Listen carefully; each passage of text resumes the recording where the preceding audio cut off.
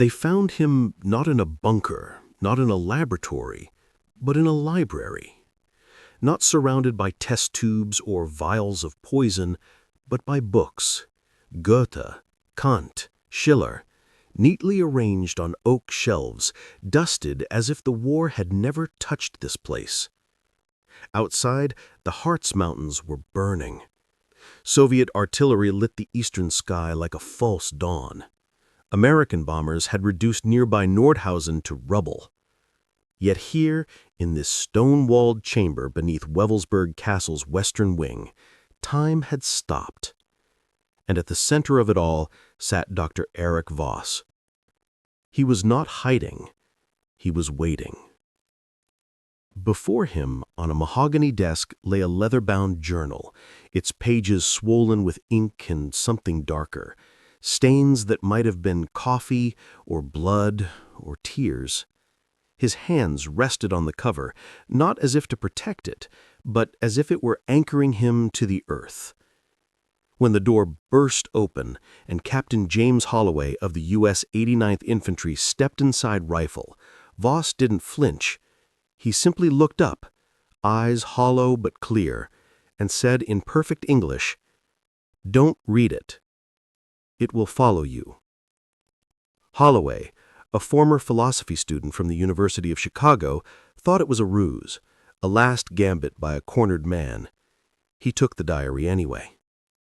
He read it that night, by the flickering light of a kerosene lamp in a requisitioned farmhouse near Bad Frankenhausen, and though he lived to be 92, his family would later say he never slept through the night again. He'd wake at 3 a.m., muttering about the weight of knowing, about men who built cages for souls, about a line in the diary that haunted him until his final breath. "I did not become a monster all at once. I became one sentence at a time."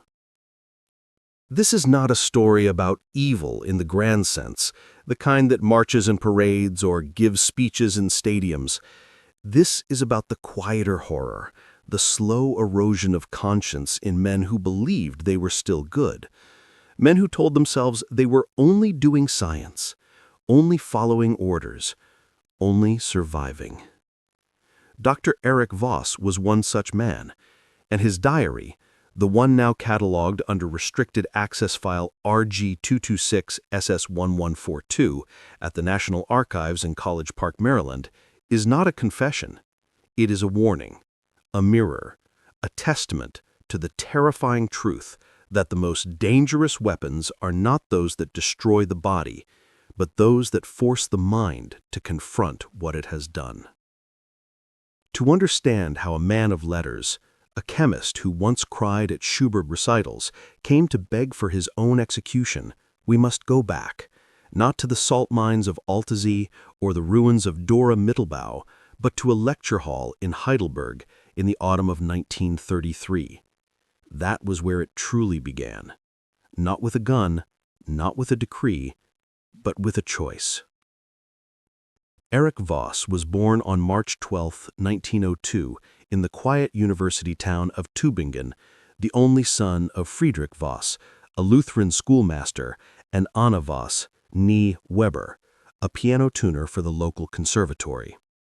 From an early age, Erich displayed a mind that moved like water, fluid, precise, drawing to patterns. He could recite Mendeleev's periodic table by age 10. By 14, he was assisting the town pharmacist in compound formulations. His teachers called him the boy who sees the invisible. He entered Heidelberg University in 1920, initially studying philosophy under Karl Jaspers, a man who would later write extensively on guilt and responsibility in the wake of totalitarianism. But Voss soon switched to chemistry, not out of disillusionment, but fascination. He wrote in a student journal, "Philosophy asks why. Chemistry shows how. And sometimes how is enough." He earned his doctorate in neuropharmacology in 1928 with a thesis on serotonin modulation in stress response, a field so new it barely had a name. His work caught the attention of the Kaiser Wilhelm Institute, and by 1931 he was leading a small research group on effective biochemistry, the chemical basis of emotion. In those years, Voss was apolitical to the point of indifference. He voted, but rarely. He read newspapers, but skipped the front page. He believed science existed above nations, above ideologies. Truth is not German or French. It simply is, he once told a colleague.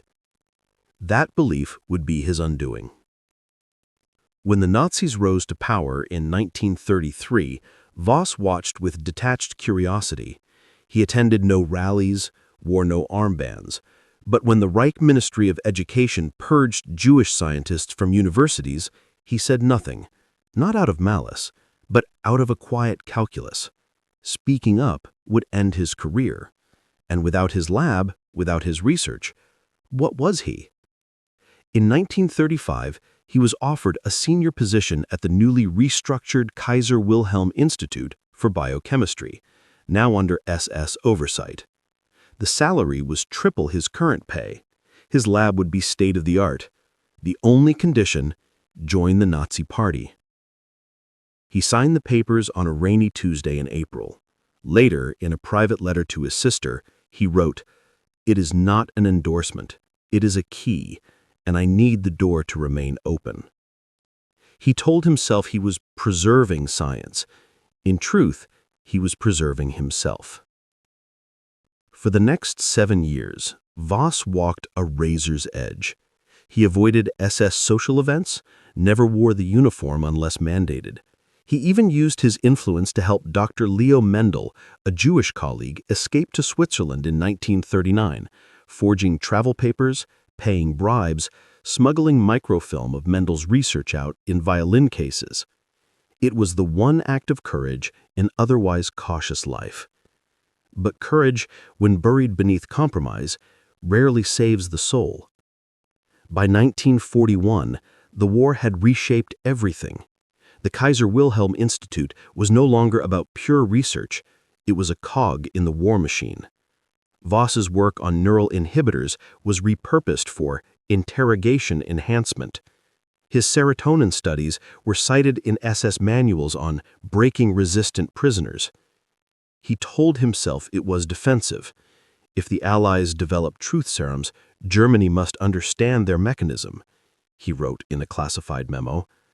But in the margins of that same document, in handwriting so faint it was nearly invisible, he added, "I am becoming the thing I study." The true descent began in February 1942. Voss was summoned to Wewelsburg Castle, not as a scientist, but as a guest of honor. The castle, nestled in the Teutoburg forest, had been transformed by Heinrich Himmler into the spiritual heart of the SS. Its circular design echoed Arthurian legend. Its crypts held the ashes of fallen heroes. And in its inner sanctum, the Obergruppenführers planned not just military campaigns, but the metaphysical future of the Aryan race. There, over brandy and cigars, Voss met Obergruppenführer Wilhelm Sievers, head of the Ahnenerbe, the SS's pseudoscientific research division. Sievers was no brute. He held a doctorate in history. He spoke 5 languages. He collected medieval manuscripts, and he believed, with chilling sincerity, that the next war would be fought not with tanks, but with minds. "Dr. Voss," Sievers said, leaning forward in a high-backed chair carved with runes, "you study how chemicals affect emotion, but have you ever considered how emotion affects history?" Voss, ever the academic, replied cautiously, "Emotion is a variable, not a force." Sievers smiled. "Then you have never seen a man break because he remembered his daughter's face." What followed was the pitch for Projekt Mensch, Project Man. Not a weapon of destruction, Sievers explained, but of dissolution. A compound that wouldn't kill the enemy, but make him surrender his will by forcing him to confront the full moral weight of his own actions. Using aerosolized neuroinhibitors combined with subliminal auditory triggers, recordings of crying children, whispered confessions, heartbeat rhythms, the compound would bypass rational defense and activate what Sievers called the guilt center of the brain. The British think war is won with logistics, the Americans with industry. But we know the truth. War is won in the silence between heartbeats, when a man asks himself, was it worth it? Voss should have refused, but he didn't. Because part of him was horrified, and part of him was fascinated. He returned to Berlin and drafted a proposal. Not out of loyalty, he told himself, but out of scientific curiosity. If such a mechanism exists, he wrote, it must be understood so it can be defended against. The SS approved it within 48 hours. By June 1942, Voss was transferred to Forschungsstation Harz 42, Research Station Harz 42, a secret facility built into the limestone caves beneath the Harz Mountains, near the Mittelwerk V2 rocket factory. Officially, it studied tropical neurotoxins. Unofficially, it was where the Third Reich tried to weaponize conscience. The facility was a paradox of order and horror. Clean white corridors, humidified labs, German-engineered ventilation systems that filtered air to surgical purity. And yet, behind soundproof doors, men and women from Auschwitz, Ravensbrück, and Sachsenhausen were subjected to experiments that blurred the line between science and sorcery. Voss's early tests used low-dose aerosols on Soviet POWs. Subjects would inhale the compound and within minutes begin to weep uncontrollably, not from pain, but from memories, vivid, intrusive recollections of homes burned, families lost, orders obeyed. One Russian lieutenant spent 6 hours repeating in perfect German the names of every civilian he had executed during anti-partisan sweeps. Voss recorded it all in clinical terms, initiating acute moral distress disproportionate to stimulus, emotional regulation fully compromised. But in his private journal, kept separate from official logs, he wrote, I watched a man drown in his own past, and I took notes. By late 1943, the compound was refined. They added auditory triggers, recordings of train whistles, barking dogs, children's voices, played at frequencies just below conscious hearing. The effect was exponential. Subjects didn't just remember their sins, they relived them as if happening in real time. A Polish schoolteacher, imprisoned for hiding Jews, inhaled the compound and spent 47 minutes clawing at her arms, screaming, I should have lied, I should have died instead, though she had done nothing wrong. The compound didn't distinguish between guilt and grief. It consumed both. Voss noted this in his log. The mechanism is indiscriminate. It does not judge. It only reveals. And that, he began to realize, was the true horror. Because if the compound worked on the innocent, what would it do to the guilty? To him. The turning point came not in a lab, but in a letter. In January 1944, Voss received a package from Switzerland. Inside was a small wooden box containing a single sheet of paper, folded neatly, sealed with wax. It was from Dr. Leo Mendel, the colleague he'd helped escape in 1939. Mendel was alive, working at a hospital in Geneva. He'd heard rumors of Voss's work, not the official story, but the truth. The letter read, Erich, I do not write to condemn you. I write because I once knew a man who believed truth was above nations. That man saved my life. If he still exists, tell him this: the world does not need more weapons. It needs more men who refuse to build them. Leo. Voss read it 3 times. Then he locked it in his desk and never spoke of it again. But something had shifted. From that day forward, his official reports grew colder, more detached. His private journal, however, became a confessional. I told myself I was neutral, but neutrality in the face of evil is not peace, it is participation. Today, Subject 112, a Dutch resistance fighter, asked me, "Do you have children, doctor?" I said yes. She said, "Then you know what you're doing." I have not looked at my daughter's photograph since. The compound works, not because it creates guilt, but because it removes the lies we tell ourselves to survive. And without those lies, what are we?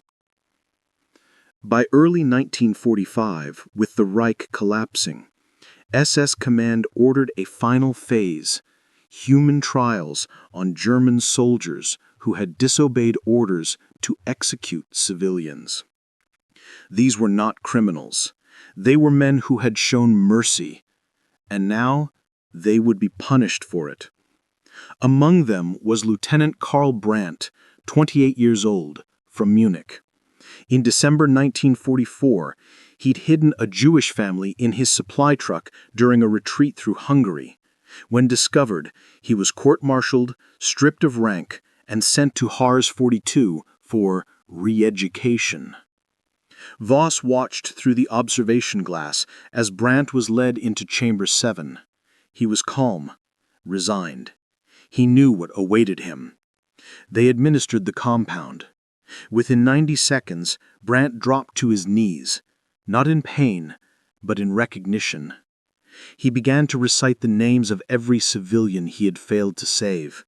Then he turned to the glass as if he could see Voss behind it and said, "You think you are studying guilt, but you're just feeding it. And one day, doctor, it will feed on you." Brandt died 3 hours later, by his own hand. That night, Voss began his final diary, not as a scientist, but as a condemned man. The night after Lieutenant Karl Brandt's death, Erich Voss did not sleep. He sat at his desk in the subterranean quarters beneath Forschungsstation Hars 42. The hum of the ventilation system, the only sound in the mountain's stone womb. Outside, the war was collapsing. The Soviets had taken Warsaw. The Americans were crossing the Rhine. Berlin was burning. But here, in this sterile tomb of science and sin, time had narrowed to a single point. The moment Voss realized he was no longer observing horror, he was its architect. And so, at 2:17 a.m. on March 18, 1945, he made a decision that would seal his fate. He would become his own final subject. Not out of scientific rigor, not out of duty, but out of a desperate, gnawing need to know, what does it feel like to truly see yourself? He prepared the compound himself. Vial 73, the most refined iteration, aerosolized with auditory triggers recorded from Ravensbrück prisoners, whispers in Polish, a child's lullaby, the sound of a train slowing on gravel. He sealed the chamber, set the timer for 5 minutes, and stepped inside. What happened next was not recorded in any official log. There were no witnesses, no cameras, only the diary, written in a hand that grew increasingly unsteady, as if the words themselves were pulling him apart. I inhaled. The air tasted like rain and iron. Then, silence. Not the silence of the lab, but the silence of a grave. And in that silence, I saw her, my daughter, Lena. not as she is, 8 years old, safe with her mother in Heidelberg, but as she might have been, in a cattle car, in a line, in the snow. And I saw myself, not as I am, but as I could have been, standing at the ramp, giving the order, turning away.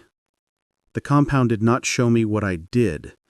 It showed me what I allowed, what I ignored, what I traded for my lab, my salary, my quiet life. I vomited. I screamed. I clawed at my skin until it bled. But the vision did not stop. It deepened. I saw Leo Mendel not escaping, but being dragged from his home.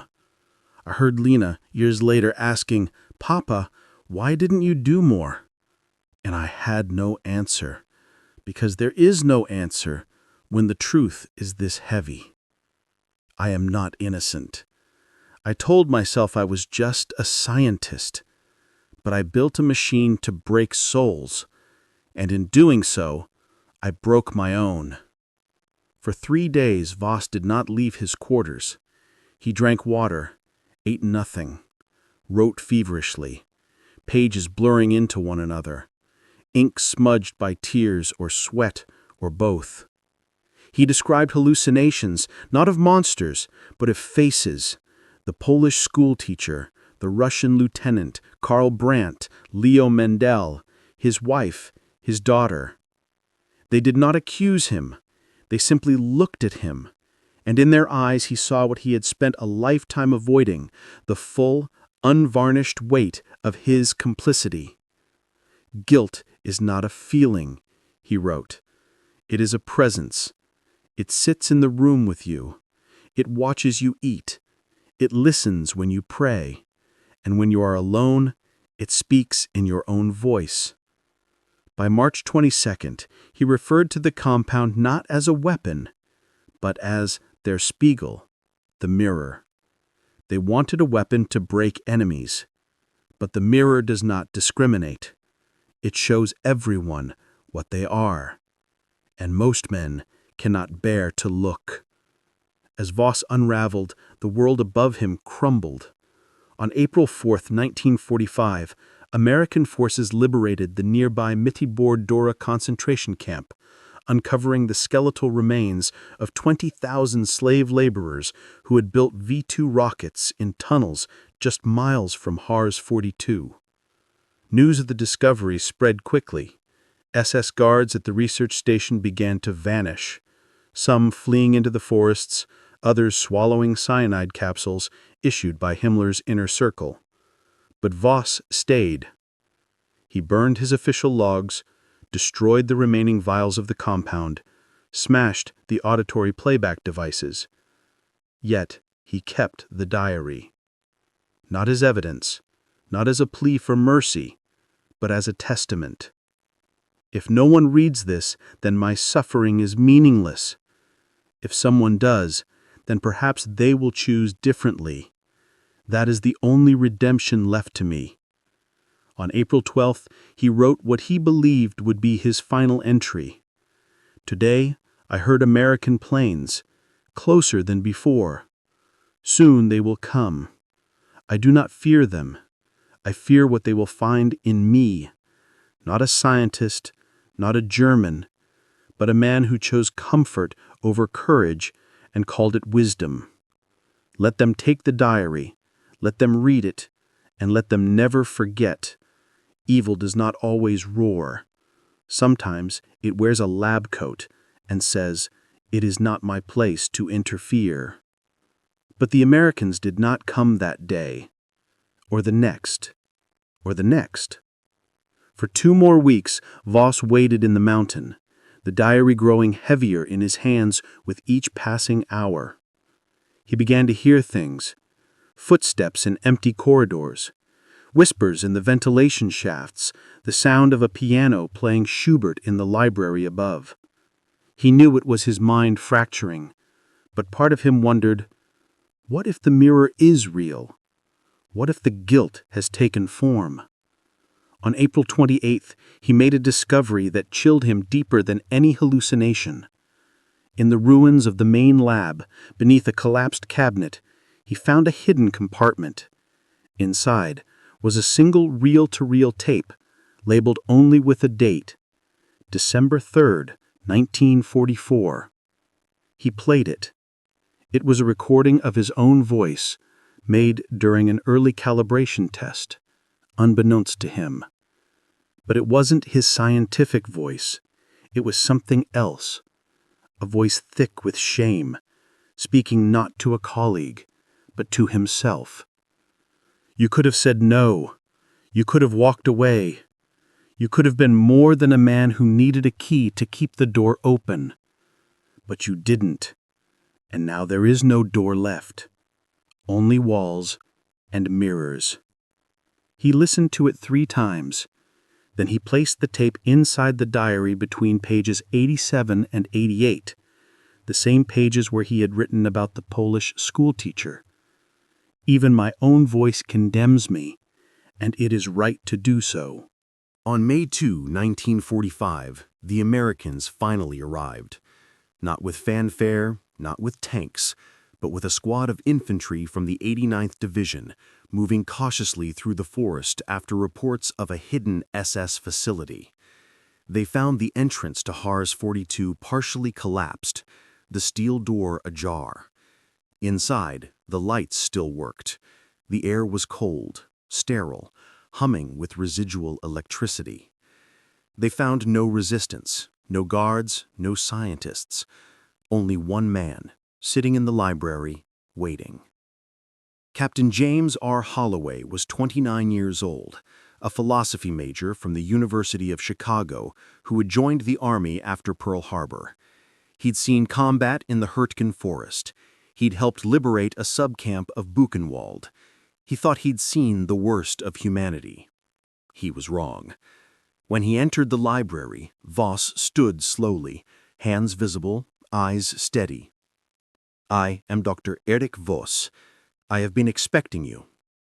Holloway's men searched the room, found no weapons, no explosives, only books, and the diary. "What is that?" Holloway asked, nodding to the journal. "It is my confession and my warning.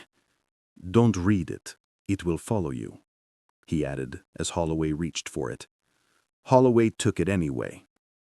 That night, in a commandeered farmhouse near Nordhausen, he read it by lamplight. He started at 9 p.m. He finished at 4:37 a.m. His hand shook so badly he spilled his coffee. He didn't sleep. He couldn't. Because the diary didn't just describe horror, it made you feel it. Not as a reader, but as a participant. When Voss wrote about the Polish school teacher, Holloway saw his own sister's face. When Voss described turning away from Leo Mendel, Holloway remembered the time he'd ignored a Jewish classmate being bullied in high school. When Voss wrote, "I am not innocent," Holloway felt a pang of guilt for every time he'd stayed silent in the face of injustice. Small things, ordinary things, the kind everyone does. And that was the diary's true power. It didn't just tell Voss's story. It held up a mirror to the reader. Holloway later wrote in his personal journal, "I didn't read a Nazi's confession. I read my own." The next morning, Holloway returned to HARS 42 with 2 MPs. He found Voss exactly where he'd left him, sitting at the desk, hands folded, eyes closed as if in prayer. "I read it," Holloway said. And "It's true. Every word." Voss nodded. "Then you understand why I cannot go to Nuremberg, why I cannot stand trial, why I cannot live. You'll be treated fairly. The world needs to hear this." "The world does not need my story," Voss said softly. "It needs to live by it, and I no longer can." He stood, walked to the window, though there was no glass, only stone, and looked out at the mountain ridge, now dotted with American jeets and tents. "I helped build a weapon that makes men feel the full weight of their sins. Now I feel mine, and it is too much. Please, execute me. Not as punishment, as mercy." Holloway refused. "That's not how we do things." Voss smiled faintly. "Then you are better men than we were." He was transferred to a holding facility in Frankfurt the next day. The diary was sealed in a steel case and sent to Army intelligence in Paris. But Holloway kept a copy, typed by a clerk under his orders, against protocol. He would carry it for the rest of his life. In Frankfurt, Voss spoke to no one. He ate little, slept less. But on May 12, he requested an audience with the camp commander, Colonel Arthur P. Finch. "I have one final request," Voss said, calm and clear. "Do not send me to Nuremberg. Do not let me become a spectacle. Do not allow me to hide behind the crowd of monsters. I am not one of them. I am worse. I knew better, and I did nothing. I built a mirror, and I looked into it. Now let me rest." Colonel Finch denied the request. Justice must be seen. But Voss had already decided. On the morning of May 14th, guards found him in his cell, hanging from a noose made of torn bedsheets. The diary was gone, smuggled out perhaps, or hidden. But on the wall, written in charcoal, were 3 words: "I remember everything." When Holloway heard the news, he burned his copy of the diary. But he could not unread it. For the rest of his life, he would wake at 3 a.m., haunted not by the faces of the dead, but by the silence of the living, the moments he, too, had chosen comfort over courage. And in his final years, he would tell his grandchildren only one story from the war. "The most dangerous man I ever met wasn't the one with the gun. It was the one who looked me in the eye and said, 'Don't read it. It will follow you.' And I didn't listen. And he was right." The diary did not die with Erich Voss. In fact, it multiplied. Within 48 hours of Voss's suicide, the original leather-bound journal, still bearing the faint scent of tobacco and something metallic like dried blood, was flown to Paris under armed guard. There, it was handed to Colonel William J. Donovan's Office of Strategic Services, the precursor to the CIA. It was stamped top secret, eyes only, assigned the catalog number RG226SS1142D, and placed in a fireproof safe beneath the Rue de Prisbourg headquarters. But before it was locked away, 3 copies were made. One went to Army intelligence in Washington, one to British MI6 in London, and one, against all protocol, to Dr. Henry A. Murray, a Harvard psychologist working with the OSS on enemy personality profiling. Murray was no ordinary academic.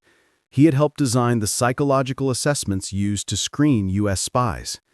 He had interviewed Rudolf Hess after his solo flight to Scotland, and he believed, with near religious conviction, that evil was not born, it was built, layer by layer, through choices disguised as necessity.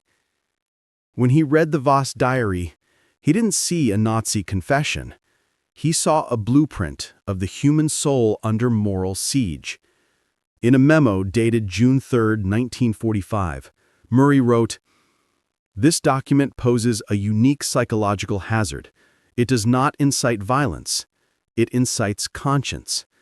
Readers report intrusive self-reflection, sleep disturbance, and acute moral anxiety, not about Voss's actions, but their own. Recommend classification not for national security, but for psychological containment." His warning was noted and ignored, because by then, the Cold War had begun, and men like Voss, brilliant, compromised, dangerous, were no longer enemies. They were assets. While Voss's body was buried in an unmarked grave outside Frankfurt, his scientific legacy was being quietly resurrected. In July 1945, U.S. Army intelligence compiled a list of 1,200 German scientists deemed of interest for post-war recruitment. Among them were rocket engineers, nuclear physicists, and, buried on page 87, Dr. Erich Voss, listed under neurochemical behavioral modification. He was dead, of course, but his research wasn't. Declassified documents from Operation Paperclip reveal that agents combed the ruins of HARS 42 for any trace of Projekt Mensch. They found burned lab notes, shattered vials, and a single intact audio reel, the one Voss had hidden beneath the cabinet. It was shipped to Fort Detrick, Maryland, the U.S. Army's Biological Warfare Center, where it was studied under Project Chatter and later MK Ultra. The compound itself could not be replicated. Voss had destroyed the formula. But the concept survived. In a 1951 memo from the CIA's Technical Services Division, an analyst wrote, "While chemical induction of moral collapse remains unfeasible, the psychological principle holds merit. Guilt, when weaponized, is more disabling than fear. Recommend exploration via subliminal messaging, sleep deprivation, and controlled isolation." The horror Voss had unleashed was no longer confined to a mountain lab. It had crossed the Atlantic, and it wore an American uniform. But the diary itself, the original, followed a quieter path. In 1947, it was transferred from Paris to the newly formed Central Intelligence Agency. There, it sat in a vault for 6 years, accessed only 3 times, once by a Soviet defector who reportedly fainted upon reading it, once by a young analyst who requested reassignment the next day, and once by James Jesus Angleton, the CIA's legendary counterintelligence chief. He read it in a single night. The next morning, he ordered it moved to Special Access Moral Hazard, a classification so rare it had only been used twice before. In his personal journal, Declassified in 2007, he wrote, "Voss did not fear punishment. He feared clarity, and that is the true terror, not that we will be caught, but that we will finally see ourselves as we are." This diary is not a weapon. It is an antidote to self-deception. And in a world built on lies, antidotes are the most dangerous substances of all. By 1955, the diary was deemed too destabilizing for operational use and quietly retired to the National Archives, not in the public stacks, but in Record Group 226, the OSS collection, under strict access protocols. To view it today, you must submit a written request, undergo a background check, and sign a waiver acknowledging potential psychological distress. Few do. Those who have rarely speak of it. Dr. Eleanor Whittemore, a historian at Georgetown, gained access in 1998 for her book The Architects of Silence. She spent 3 hours with the diary in a secure reading room. When she emerged, she was pale, trembling. She later told a colleague, "It's not what he did that haunts you. It's how ordinary it all sounds. The justifications, the small compromises, the belief that someone else would stop it if it were truly wrong. Reading it feels like looking into a mirror that shows not your face, but your choices." She never published the chapter on Voss. She told her editor, "Some truths are too heavy for print." And yet, the story refuses to stay buried. Because Voss's dilemma is not historical, it is eternal. Every generation faces its own HARS mountains, its own quiet choices disguised as pragmatism. The scientist who takes defense funding, the engineer who builds surveillance tools, the journalist who softens a headline for access, the citizen who looks away. We tell ourselves we are not monsters, and we are right.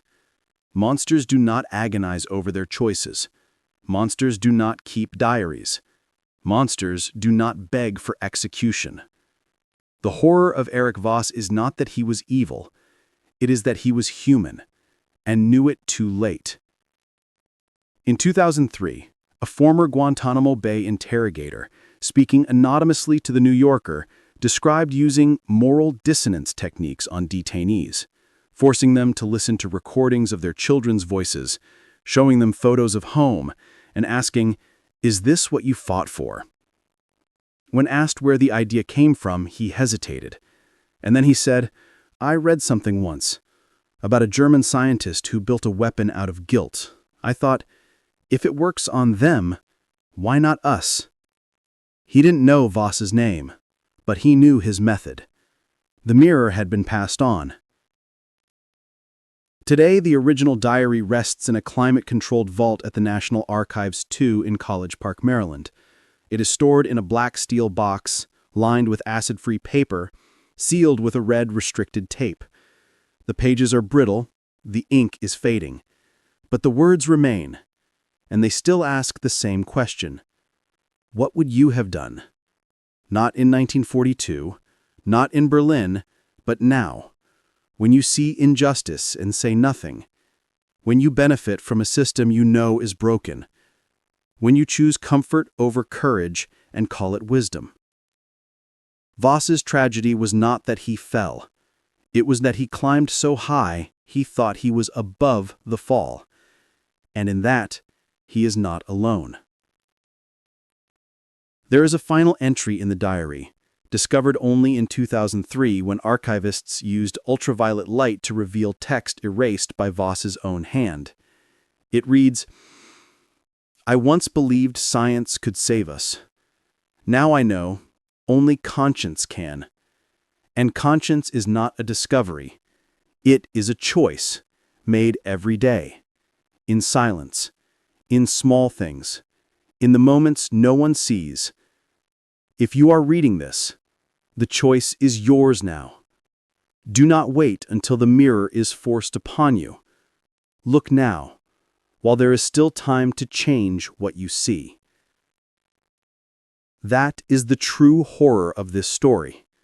Not the compound, not the experiments, not even the guilt, but the unbearable clarity that comes when you realize you are still choosing.